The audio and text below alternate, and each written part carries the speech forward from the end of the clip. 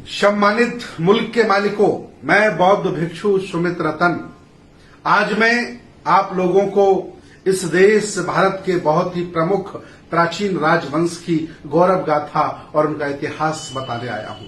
उस राजवंश का नाम है मराठा, कुणवी, कुर्मी, पटेल, पाटीदार, निरंजन, चौधरी, अलग अलग नामों से इनको जाना जाता है। मुख्यतः हम कहते हैं कुर्मी, मराठा, पटेल, ये राजवंश है। बौद्ध दर्शन के इतिहासों को जब उठा के हम देखते हैं महायानी और हीनयानी अलग अलग ग्रंथों में, तो पता चलता है कि इस राजवंश ने अयोध्या बनने से पहले साकेत पर शासन किया है। इस राजवंश ने कन्नौज पर शासन किया है। इस राजवंश ने थानेश्वर पर राज किया है। इस राजवंश ने उज्जैन पर शासन किया है। लेकिन बड़ी चालाकी से अल्पजनों ने इस संगठित राजवंशों को बड़ी ही चालाकी से अलग अलग करने का काम किया है। आगे चलकर के मां जियाऊ जय शिवराय, एक मराठा 1 लाख का नहीं, 1 कोटि का होता है, 1 करोड़ का होता है। आज मैं आपको बता दूं, जियाऊ के गर्भ से छत्रपति शिवाजी जन्म लेते हैं और हमें इस राजवंश को शिवाजी के तौर पर इस देश का शासक बनने का मौका मिला। आज भी पूरी दुनिया में अलग अलग साहित्यों में और भारत के मुख्यमंत्री, प्रधानमंत्री शिवाजी जैसा बनना चाहते हैं, जिन्होंने हक वंचित, असहाय, कमजोर लोगों के लिए हमेशा अपने दरवाजे खोले, कभी जातिवाद नहीं किया, छुआछूत नहीं किया।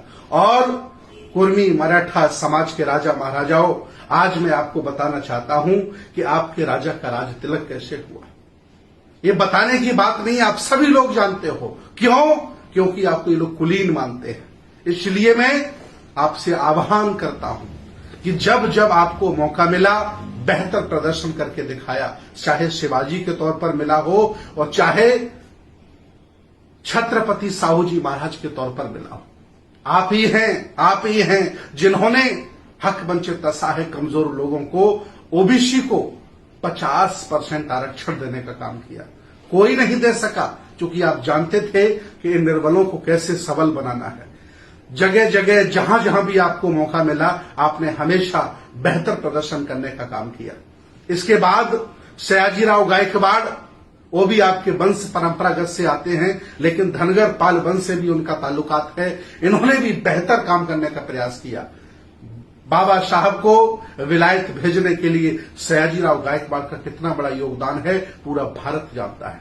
इसके बाद ऐसा नहीं कि इस राजवंश में लोग पैदा नहीं हुए, बहुत लोग पैदा हुए। बड़े बड़े संत, बड़े बड़े ऋषि, बड़े बड़े राजे महाराजे पैदा हुए।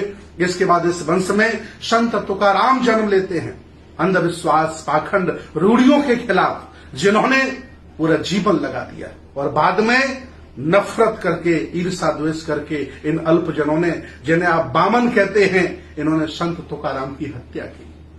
एक पत्थर से बांध करके नदी में फेंक दिया, उनकी किताब भी फेंक दी, उनका ग्रंथ भी फेंक दिया।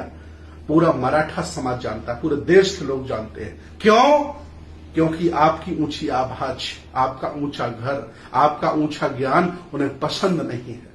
वो आपको नीचा रखना चाहते हैं, छोटा रखना चाहते हैं और आपको दास गुलाम बना के रखना चाहते हैं। लेकिन आपके अंदर शासक का खून है, आप राजा और महाराजा हैं। इतना ही नहीं, इस खानदान में स्वतंत्र भारत से पहले और बाद में सरदार वल्लभ भाई पटेल पैदा हुए। इतने नेता थे, कोई नहीं सबको मिला पाया। ये काम नेताओं ने सरदार वल्लभ भाई पटेल को दिया और उन्होंने पूरे भारत को, खंड खंड भारत को अखंड करके एक अच्छी सी सरकार देने का काम किया। इतना ही नहीं, इस खानदान में राम स्वरूप वर्मा पैदा हुए, जिन्होंने अर्जक संघ बनाया। उन्होंने लोहा लिया उन परजीवियों से, उन मनवादियों से, उन नफरत फैलाने वाले लोगों से, जिन्होंने हक वंचित, असहाय, कमजोर लोगों को, देश के मूल निवासियों को बांट के रखा हुआ था। बहुत बड़ा लोहा लिया, पूरा इतिहास जानता है, आप उस वंश के लोग हैं। इतना ही नहीं, नीतीश कुमार बिहार के मुख्यमंत्री हैं। इतना ही नहीं, भूपेश बघेल इसी खानदान के मुख्यमंत्री हैं। मैं कहना यह चाहता हूं कि कभी ये देश आपने संभाला, साकेत के तौर पर, उज्जैन के तौर पर, कन्नौज के तौर पर और छत्रपति शिवाजी के तौर पर आपने उदाहरण पेश किया है। आखिर आज ऐसा क्या आप में हो गया है कि हक वंचित, असहाय, कमजोर लोगों को अपने साथ आप नहीं जोड़ पा रहे हो?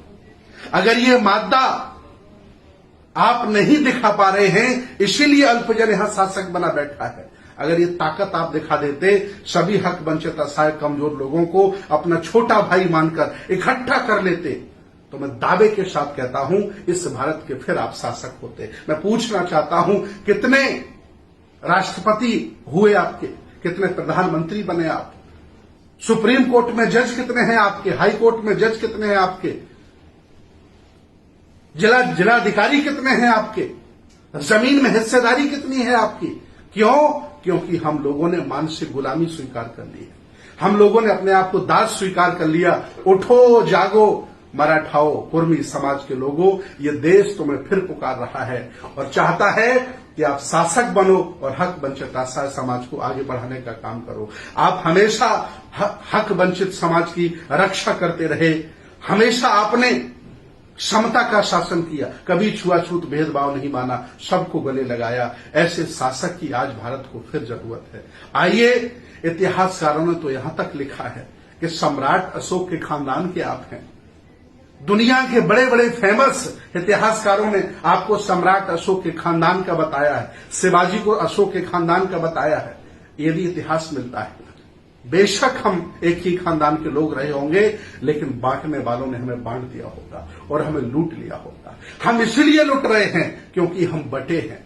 मैं आह्वान करता हूं, ये बुद्ध की संस्कृति, ये श्रमण परंपरा, एक श्रमण आपको आह्वान करता है, आओ सबको गले लगाओ और मिला करके, जिस तरह से आपने खंड खंड भारत को अखंड किया था, जिस तरह से आपने शासन चलाए, शिवाजी के तौर पर उदाहरण पेश किया था, ये भारत फिर उसी देश में, उसी स्थिति में आपको देखना चाहता। मैं बौद्ध भिक्षु सुमित रतन आपको प्रधानमंत्री के तौर पर, आपको मुख्यमंत्री के तौर पर और अच्छे शासक के तौर पर देखना चाहता है, ताकि आपके माध्यम से देश की संस्कृति, सभ्यता और दर्शन और बुद्ध का आंदोलन बचा रहे। आओ, मैं आपका स्वागत करता हूं। बहुत बहुत साधुवाद, बहुत बहुत धन्यवाद।